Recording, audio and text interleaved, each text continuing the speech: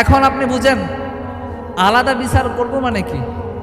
মানুষ সালিশ দরবারে যখন মাবদর সাহেব ডাক দিয়ে যায়, এক্সট্রা করে নিয়ে কথা বলে, তার মানে কি মাবদর কি করছে? সহায়ক হয়েছে।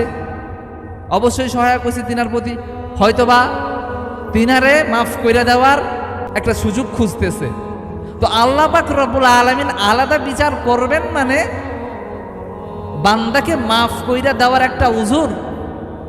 তো রাসূল সাল্লাল্লাহু আলাইহি ওয়াসাল্লামের উম্মতদেরকে আল্লাহ পাক রব্বুল আলামিন এইরকম ভাবে আলাদা করে বিচার করবেন।